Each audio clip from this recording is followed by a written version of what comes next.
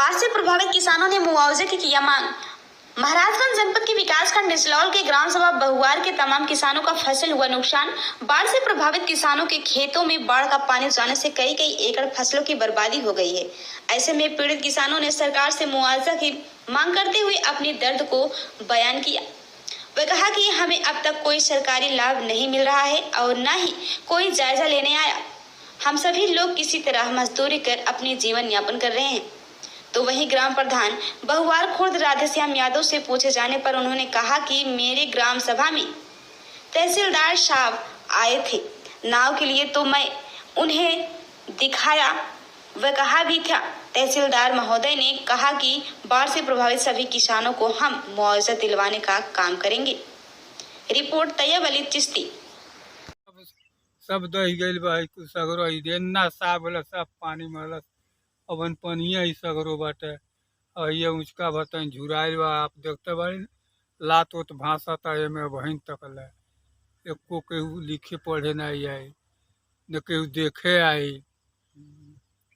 आपका सामने में बा। तो आप माननीय योगी जी से मेरे माध्यम से क्या कहना चाहते हैं? अतः फसील के मुआवजा वाजा चाहतनी जा, और का चाहतनी जा।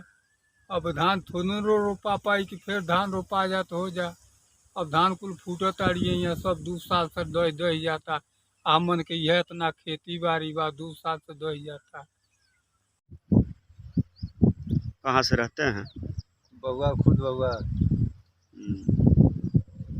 फसला अब दे तो सजी तो ही गइल भाई, समझिया नहीं बा,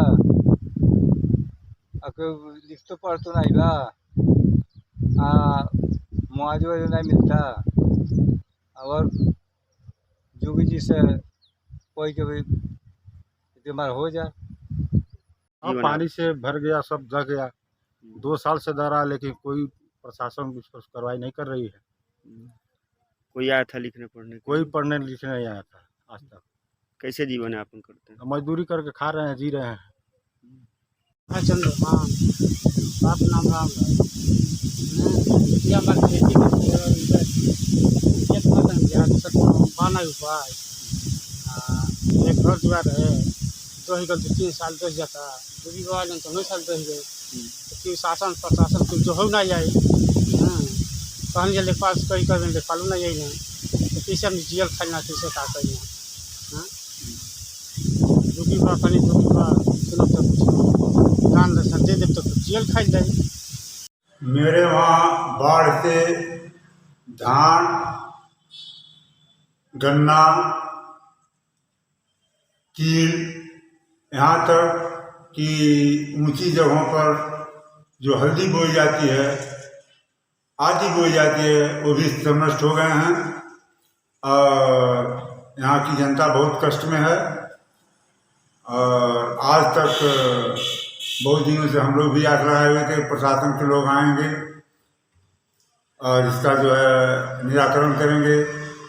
एक दिन तहसीलदार साहब और एसडीएम साहब नाव लेने के लिए आए थे लोग, यहाँ से नाव दूसरे जगह ले गए थे लोग। तो हमने यह बात रखी कि सर यहाँ की देखिए, यहाँ सारे घर में पानी घुसे हुए हैं, फसल नष्ट हो गई हैं। कहे लोग कि ठीक है, इसका जो है जांच कराई जाएगी और आप लोगों को मुआवजा दिया जाएगा। पहले किसानों को जो है, गरीबों को जो है पहले भोजन की व्यवस्था, राशन वगैरह दिया जाएगा।